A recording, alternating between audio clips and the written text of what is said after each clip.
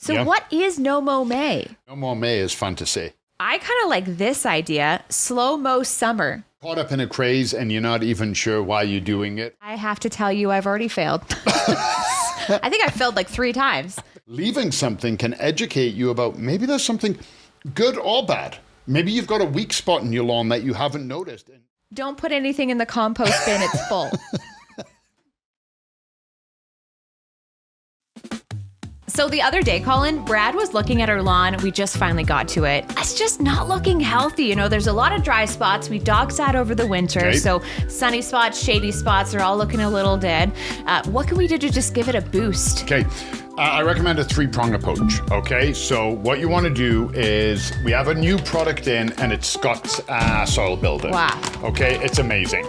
This product has got humic acid, biochar, and leaf compost. Scott's built this so well. So the humic acid is going to boost water and nutrient retention. The leaf compost, microbial activity, we've talked about that. And biochar, we know we love that. We love biochar. Yeah, soil compaction. Okay. Okay. Once that is down, you're going to go with Scott's Quick and Thick Lawn Seed. Okay. I love this one. You said that the dog went everywhere, sun and shade. This is a sun and shade product. Perfect. Okay, so Scott's Quick and Thick, great lawn seed. Get that down. And you're going to follow it up. Step 3 on our 3-prong approach is Scott's Turf Builder. All 3 products put down with a Scott spreader. Your lawn will be up and running in no time, and Brad will have a big smile on his face. That's so easy. Thanks, Colin. Find Scott's Lawn Products at your local home and garden retailer.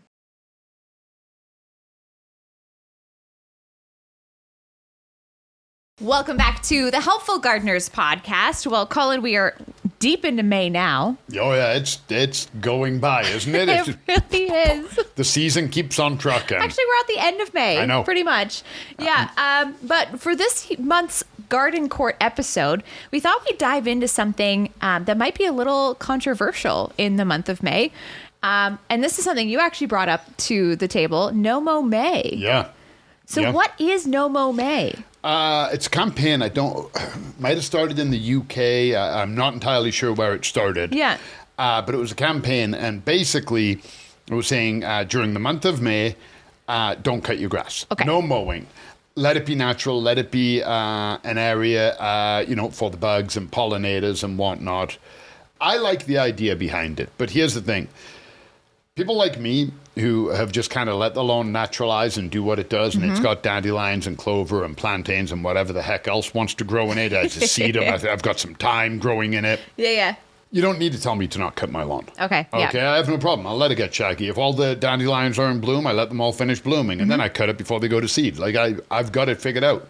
And then the people that have their lawn pristine like a golf green, well, it doesn't really matter if they grow it. What are you doing? Like, there's no dandelions in it anyway. Yeah. So is there a purpose behind it? Is it just grandstanding for the sake of it? Is there a reason? It could also be, a lot of gas-powered mowers, so we cutting greenhouse gas emissions, kind of like meatless Mondays. Yeah. Okay, you don't have to be vegan to make a difference. Just cut meat out one day a week, right? And is that kind of the angle? So it's not one end to the other. You can debate it like that, but there's a whole lot of gray. Maybe there is something to be said about Mow May. Maybe there's not. And I have to tell you, I've already failed. I think I failed like 3 times. I shouldn't say I failed. Brad failed. I think I failed 3 times. That's so good. But it's kind of funny isn't it funny how it almost seems like every month has like an activist, something activist attached to it. Like what was it for the month of January? There's like the dry January. There's also veganuary of... Yeah, veganuary. There's Movember. Yeah. There's all these like little monthly things that it's almost like oh gosh. Okay. So we all have these sort of like goals, these like monthly goals that we're working towards. And this one is for the gardeners. It's Mow May. I actually did find out that it became popular in 2020 during COVID-19. A lot of folks spending time at home, and people began to notice the beauty of their lawns when they left it unmowed. I mean, we weren't doing much back then, right? So like gardening kind of boomed, and I remember seeing Mow May coming up in the news a lot back then. Okay, I don't remember when it started, but that tracks. Yeah. I mean, I'm sure it's been around before that, but like people were really starting to gain traction with it even back then. So like 5 years ago. Let's talk about reasons for no Mow May and also against no Mow May. So one of the reasons I like no Mow May, yeah, is because I'm so busy during May. It gives me like, oh wow, you're really like you haven't cut your lawn. I'm like, no Mow May. Yeah, I know. And that's actually a very valid point. Yep. A lot of the time it saves time and effort. It's sort of like, hey, I get a month off from mowing the lawn. That's great. But I'll say this, jump on your lawn June is a bit of a nightmare because my lawn. Did you just come up with that? Yeah. But think about what we've seen here in Calgary through the month of May. Extremely hot temperatures that triggered everything to start growing and activate everything, and then really cool and a lot of rain, which is instant, basically you've just described like Ireland. Yeah. And it's called the Emerald Isle for a reason, right? Yeah. So everything is green and lush and everything is growing remarkably fast. Sure. Well, your lawn is getting really long and now you go to cut it in June and what they advise is, whatever length your lawn is, you should only take a third. Shelley will have all the facts when we talk to Shelley, but you should only take a third off. Yeah. Well, if I've let my lawn grow all month and I only take off a third, it still looks very shaggy. Yes. So I just drop my mower and scalp my whole lawn, which then it looks terrible. Yeah. So what damage are we doing? When do we jump on it? When do we cut it? Yeah. It also conserves watering. Yep. Taller grass will shade the soil a little bit more, reduce evaporation. Sometimes in May, you'll still have that thatch on your lawn. So that will help to conserve water. You're not watering as much. What else? We have increased biodiversity. So it can kind of harbor more variety of plant and insect life. So we're kind of developing that more local ecosystem. It's never a bad idea to just let things go for a little bit and see what happens. A couple of years, okay, so that year after we grew the insane amount of tomatoes. Yeah. Frost killed them all, no problem. I let them all go, and a bunch had fallen, and animals had got in, and that's great, no problem. And then at the end of the year, I ripped them all out, cleaned the bed up, threw them in the compost. Well, the next year, I didn't do tomatoes in that area. I did tomatoes, but not in that area. Mid to late June, I got a weed. Well, what's come up? A tomato plant. Oh, my gosh. A tomato plant had grown from some of the seeds that had fallen off my other tomato plant, and they lived through the winter. Wow. So now I had a self-seeded tomato plant coming up. And That's I was so fortunate. All right, I'm leaving you. Yeah. So I weeded around it. I kept it. And I think we got a whopping 12 tomatoes off it. That's incredible. Yep. So I didn't give it anything because I was curious to see what would happen. Yeah. Okay, I knew there was calcium in the soil from everything I'd done the year before and no blossom end rot. And those tomatoes came up and Jenny was even laughing. I think it was a handful. It was so ridiculous how little we took off it. But I would not have seen that if I'd been out there weeding as diligently as I like to. True enough, yeah. So leaving something can educate you about maybe there's something good or bad. Maybe you've got a weak spot in your lawn that you haven't noticed and you're letting all the grass grow and you go, oh, why is that patch not growing as big as the rest? Yes. Everything else at the end of the May is... at the end of the May? At the end of May. Everything is like six inches long. Sure. I'm making it up. Sure. But you got a patch that's only 3 inches. Yes. And you go, oh, is that depleted of nutrient? Is it dry? Is it not getting enough water? Yeah. Am I missing a spot? Whatever the case might be, now you know that you can fix that. Mm-hmm. So, there is an educational aspect of letting something just kind of go for a bit and getting a feel for it. Yeah, we always get really itchy to get out into the garden too. 100%. I mean, our season in Alberta doesn't really even start till May long weekend. We can't really do much throughout May anyway. So it's sort of we're always itching in February, March to get out there and do something. It's really hard to be patient and to not go out there and start doing things. And so sometimes, we were even thinking the other week when we were doing our little Springo chat, and we instantly put hearing the first lawnmower. Yep. As one of the things in spring to hear, right? So it's something we look forward to, and the fresh cut grass smell, that kind of thing. The other night I watched my neighbor cut his lawn. Yeah. Okay, and it was so cute. It was so great. and he cut a really fun, like, diamond pattern into it, the way he was crossing it. But it wasn't accident. Like, you know how some people go out there and they're rigid, and then other people go out there and they're pushing and pulling, and they're like, it's like people who vacuum and they vacuum perfectly straight lines, and others who are like, Totally. He was precise, and he's got this wicked diamond grid shape, and he trimmed everything, and it looked, but you could tell that he was loving doing it. Right? It didn't look like it was mechanical or accidental. It looked like he was like, when I cut my lawn. The last time Brad cut the lawn, which was like a few days ago, he's like, did you see how I did it this time?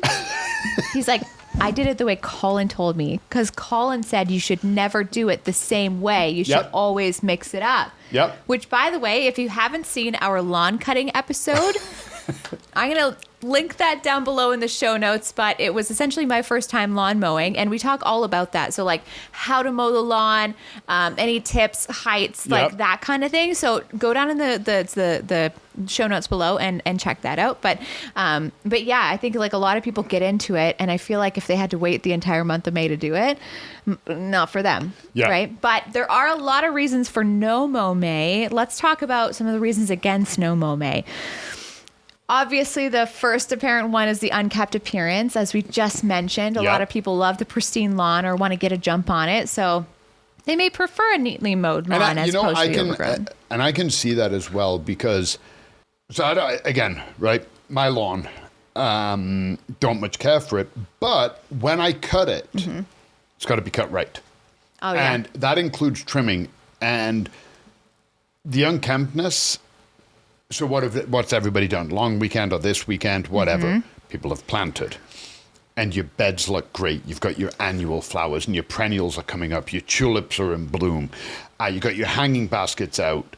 And everything looks sharp and beautiful and you're excited and your lawn is a mess. Yeah.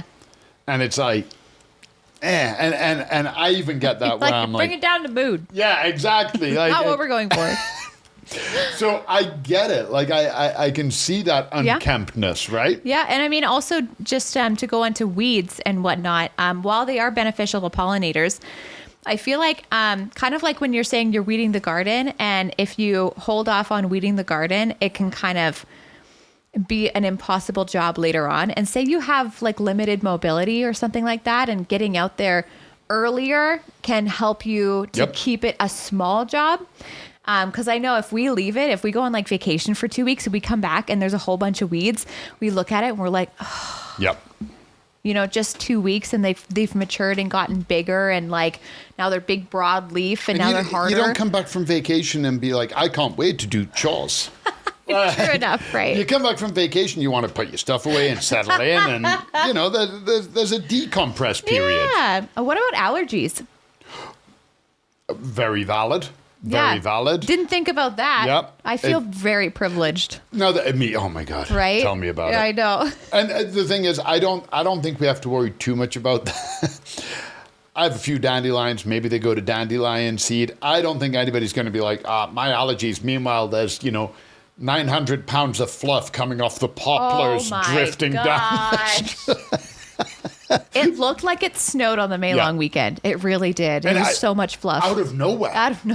It was like super clean, driving home, everything great. The next night driving home and it's like, okie dokie. There's just fluff everywhere. For me though, the other thing is to talk about the weeds is the overall health. Sure. Because if the lawn starts getting too long, and it rains or it gets wet, it starts collapsing on itself and it's pushing down. It's shading out the bottom. So I don't know if you've ever seen a very long lawn. I'm talking shaggy, like a month, 2 months without being cut. And you cut it to an appropriate height, it looks terrible. It looks pale, it looks sickly. Yeah. Because it got shaded out, all the green was at the tips and you've cut it. Now it greens up fast. Sure. It does green up fast. But it don't look great when you first cut it. No, it's like when you plant seeds and you're like, wow, I don't know if I did anything. The worst is bulbs. Oh, my God. Yes. Like planting. So one time, a bit of a digression, but this one makes me laugh. There was a girl who worked for us. She was a good worker, and she really wanted to move up in the company. Yeah. And we finished everything, and we were doing some bulb planting. So all of the maintenance was done in the company, and it was 3 of us. It was myself, Kev, and the owner, like the 3 senior people going out. And she got a hold of me, and she's like, it's not fair. I really want a position in the company, and I would like to come out and help you guys. And I was like, are you sure? She said, yeah. I said, okay, no problem. Mm-hmm. So she came out, and she did one day, and we were in about 6 to 7 inches of snow, and cleaning the snow out, and then having to take our trowel and a rubber mallet and hammer it through the first frozen layer of snow, because driving it in, you could, but the impact on the wrist, breaking it, then digging in the cold, wet soil, planting the bulbs, and then backfilling everything, soaked, cold, dirty. Mm-hmm. It's getting dark soon. And we did a day, and she was like, if you guys never call me for bulbs again, that would be okay. But you've done all of that. And literally, when you look at a garden and it's got that fresh snow on it, and you're like, oh, it looks beautiful. Yeah. So the gardens, we showed up and they looked beautiful, and then we left and we're like, yep, all we did is make everything look worse. It just looks dirty now. There's mud on top of the snow. Yeah. We've walked everywhere. Yeah. It's squishy. It's good. Now, in the spring it looked amazing, but exactly, you put all that effort in, you turn around, you're like, I'm going to clean my lawn up, and it looks sickly almost. Yeah. So it's not the instant gratification that you would get if you were going to mow in May. Yeah, if you're doing it every week and it stays green and short. Yeah. I mean, then that's exactly a really good point. It's that difficulty returning back to regular mowing. Grass can become long, difficult to cut with a standard mower, and so you might have to adapt and maybe do a few sessions before you can kind of get back into it. What about like pest issues? Like, we were talking about, hey, you can bring in biodiversity, but what happens if it can breed mosquitoes or just increasing populations of some of the bad pests? I've seen in the lawns, what are those, we can probably ask Shelly too, but what are those little pests that like jump around in the lawn? They like look like little fleas. Oh, like leafhoppers, like the little bugs? Yeah, they look like are they the little? They look like they jump from like grass blade to grass blade, and they just kind of like. I know. There is like sod fleas. There is bugs like that. Yeah. I know my mom's grass gets it every single year, and like cutting the lawn actually helps. And we used, because they don't like all the sun on them. They like a shady area. Yeah. Absolutely, you run the risk of bringing in problems when you let it get long. Yeah, we talk about the good things, but I haven't cut my lawn. To be fair, I cut my lawn, I think it was in May, but at the very beginning of May. Okay. Now, I haven't touched my grass since, like literally have not touched it. I haven't had the time, and the few days I did have the time, it's been raining. So, 0. My grass isn't that long. It's not. Okay, so we're not talking like it's going to be unless you get a lot of rain. If you get a lot of rain, or if you went out there and you fertilized it heavily. Sure. So you went out and you fertilized it, and it's been really warm and a lot of rain. Yes, it's not. It's no Mow May. It's not no fertilizer May. Exactly. And you have a point. I don't fertilize my lawn. Yeah. Okay. So I don't fertilize. My lawn is pretty self-sufficient. It does its own thing. We got a call one time to do a cleanup, and we had heavy-duty gas-powered like industrial mowers. On the highest setting, we could not push through the grass. Oh my gosh. We were having to, I don't want to hit my mic, but we were having to push the handles down, wheel forward, and then lower the mower onto the grass. Terrible. I think you needed a machete. That's wild. Yeah, it should have probably been done by like, and we even looked and we said, should we mulch it because of how fast it's filling the bags? Yeah. Nope. No. Way too long. So now all we've done is kill the lawn, the amount of grass clippings we've left on it. So we had to bag it. We didn't want to rake it when we were done. It was a nightmare. It was one of the worst I'd ever done. But they were going to be hit with a huge fine from the city. They could not do it. Again, bad things had happened. Just life on life's terms. But they weren't able to do what they needed to. But we said to them, we were like, they were beyond grateful. And all I said was, look, no problem. We don't mind helping people we know. That's what we do. And I said, but next time, don't let it get this bad. Yeah. Don't let it get this bad, because it's just a lose-lose. If you'd called us a month ago, 6 weeks ago we could have come out. But again, there's a bit of pride involved. Sure. I can get to it. I can get to it. And then finally they're like, I can't. Yeah, they weren't doing No Mow May. It was something else. Exactly. Yeah. But that must have been months of growing, including May. So when the lawn was actively growing. But for 1 month in May, your grass might get, again, not talking about fertilizer, your grass might get 4 to 6 inches long. Shouldn't be that long.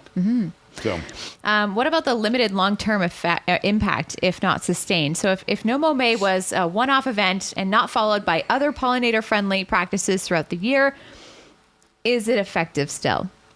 Great point. You know what? You're like, yeah, it's kind of like the whole dry January thing. Great. Yeah. I was dry January. The entire rest of it's like if you were like religious and you were like, I'm going to do all my bad stuff on Saturday and just say, I'm sorry on Sunday. Yeah. Like that kind of thing. It's kind of like, is it really making a difference if for 1 month in May, when the rest of the months you're like using pesticides or whatever, I mean, I could make an argument, yes. In the spring, when those pollinators are first coming out and there isn't a lot of food for them, does it help? But also, let's flip that. Every single choke cherry and apple and every tree in my neighborhood is in bloom. Yeah. Right now. Like, you can't walk down the street without seeing, like, 8 massive trees covered in blossoms. Yeah. Do they need the dandelions? And I would argue, yes, they do. Actually, that's a very valid point. Yep. Yeah. I guess it's a different flower.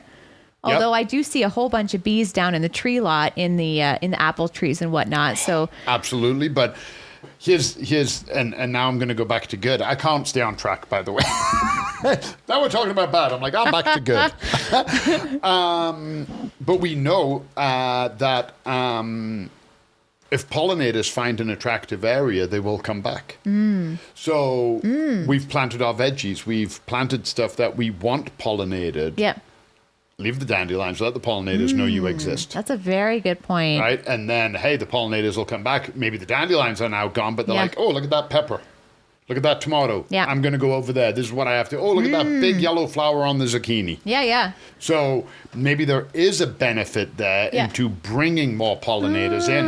Okay. I can see that. That's actually really interesting because, I feel like one of the major controversies with No Mow May is the limited impact that we were talking about. So actually having that ability to attract pollinators all year round by doing that simple act of leaving weeds for that 1 month, that's a very interesting take on it. And I would also argue too, like limited impact. I think we get too focused on permanence because have you ever heard that analogy about the big storm? And they go down to the beach and all the starfish are washed up and the kid's running down the beach throwing the starfish back. And there's a guy on the beach and he goes, what are you doing? You can't save them all. And the kid goes, no, but I can save that one. Yeah. Same thing, right? Can we make a difference? We're so...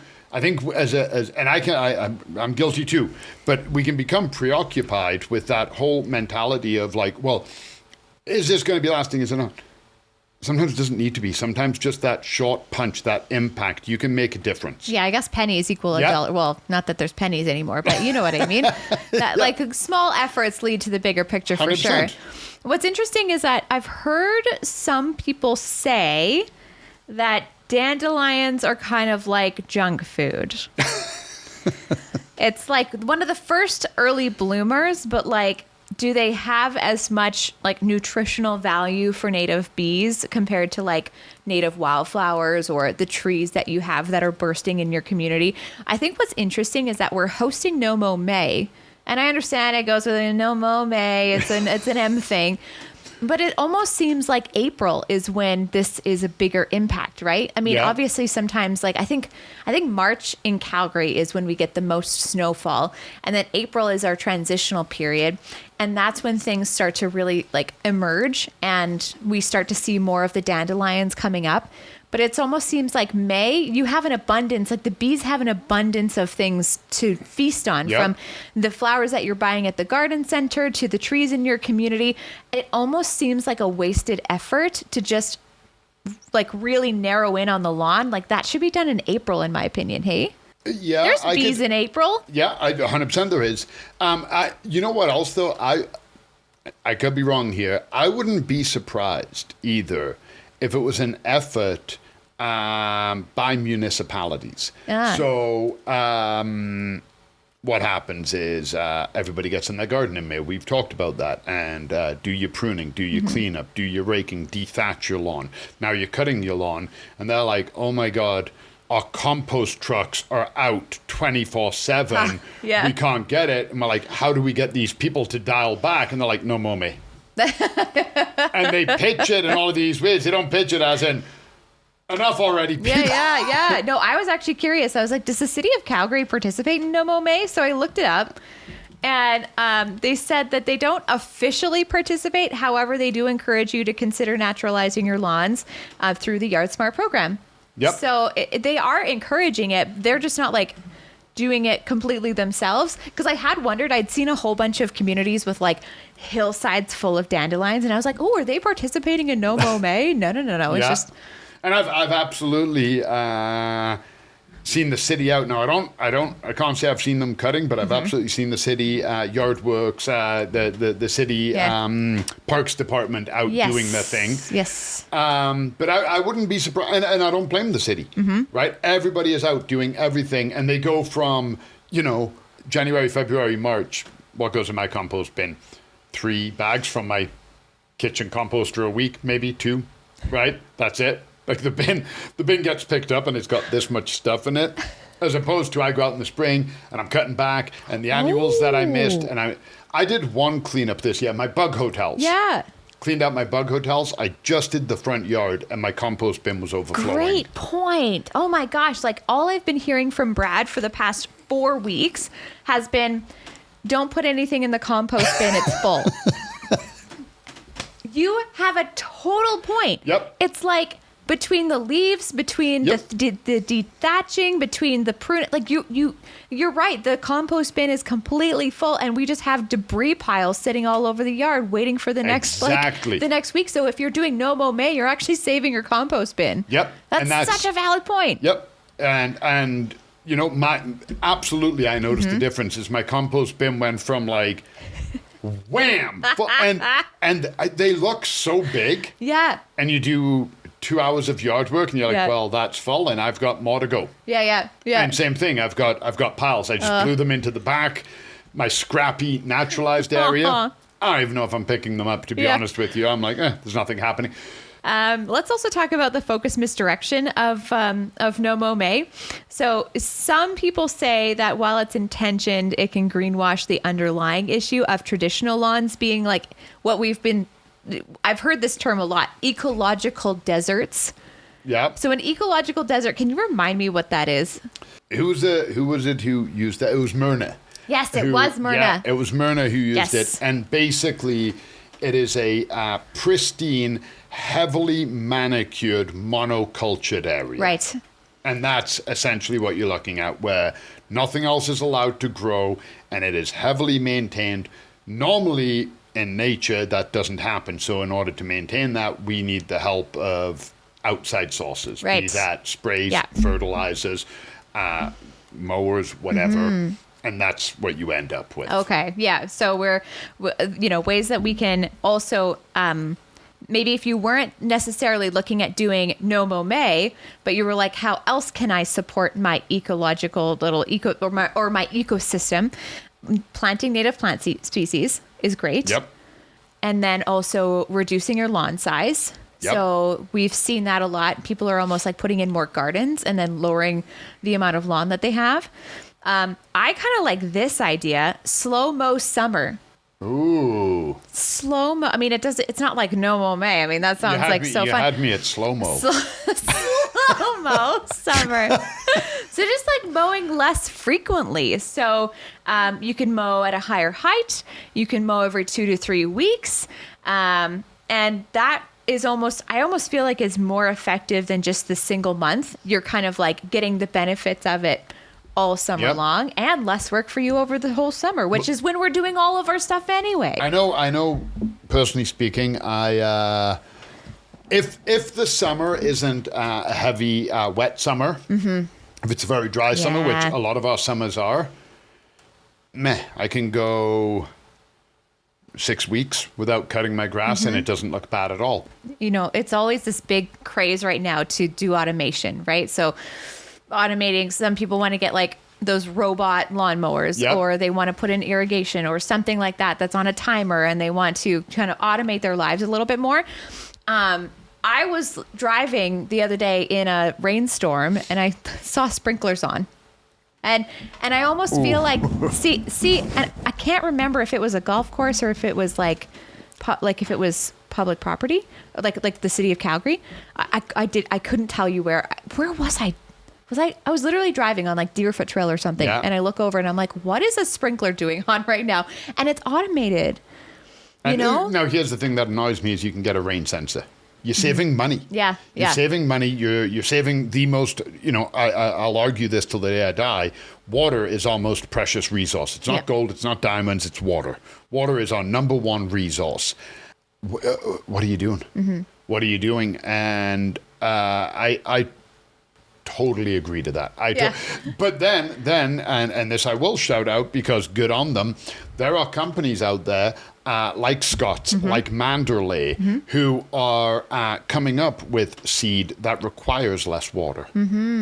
So when the seed is mature, that grass needs less water to stay green. Right. These are advancements we need because whether you do Mow May, whether you don't, whether you do slow-mo summer, whether you don't, whether you put a sprinkler on every single day because you want a lush green lawn or you don't.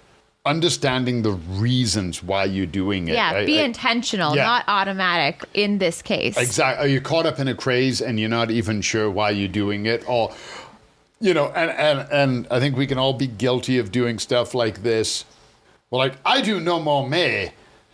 I mean, I've cut my grass 3 times, but I support it. I know, and that's the thing. You're like, I'm going to do Mow May, and then you cut your grass, and you're like, oh, I cut my grass. Yeah, and then you know, what is it about? And I like what you said. Just be intentional. Yeah. You know, you want to do it. So do this. Mow May. Say all of your dandelions are out, and it's May 10th. Just making up dates now, and then all the bumblebees and all the bee population and whatnot come, and they're like, yay, thank you so much. You're the best. And they fly away. And now all your dandelions go up. And now they're starting to open into dandelion seeds. Yeah. Well, there's no benefit there for the pollinators. Okay, it's done. Do you want those seeds drifting all over your property and the neighborhood? Maybe go out and cut. Right. Okay. Yeah, so maybe it's Mow May while dandelions are blooming. Right? Maybe you need to put like little disclaimers and stuff on to justify it to yourself, to explain why you're doing it. Because, you know, blanket like dry January. I'm doing dry January. Why? I don't know. Like, I don't, and then Instagram. Exactly. Your friend's like, hey, it's, you know, my 10th wedding anniversary. Do you want to come? And everybody raises a glass of champagne. You're like, I'm doing dry January. And you're like, I really want to toast my friend. Like, okay, dry January, unless there is a major life occasion. I know, you're allowed to have, like, you know, you're allowed to have cheat days. Yeah. Yeah, like you can be on a diet and have, like, you know, cheat days and be like, today I will eat 19 Oreos. Yeah. Which I call that likely. Tuesday. Yeah. It's just likely. Anyways, I love what you're saying though. It's just kind of like something to think about, but it's I mean, there's pros and cons to it, which is why I'm really glad that we got to have this discussion today. And we really want to know what your thoughts are on Mow May. Have you even tried it? Are you doing it now? Did you fail 4 times like me? Share in the comment section below. You can also send us a voicemail. We have it down in the show notes. We would love to feature that Can I podcast. say one thing about Mow May? Uh-oh. Mow May is fun to say. That rhymed too. Mow May is fun to say. No, it is fun to say. It is fun to say. Yeah. So if anything, if you don't want to participate, it's just say Mow May. It's fun. Even if you're like, I don't do Mow May. Like, just say it. It's fun to say. We also are on Instagram at the Helpful Gardeners Pod, so go and check us out over there. But that does wrap us up for this week's episode. So thanks for joining us for another episode of Garden Court. And as we head into June, we have lots of great content. We've got an interview with our friend Shelly Vance, who's going to talk to us all about lawns. Yep. So we'll kind of get more into summer prep with lawns. We have a big planting day event that we are scheduling with Golden Acre. We're going to talk all about native plants and just why it's trending, why it's good, things that you can consider if you're thinking about doing native plants. So lots to look forward to in June, and we'll catch you next week. Bye, everyone.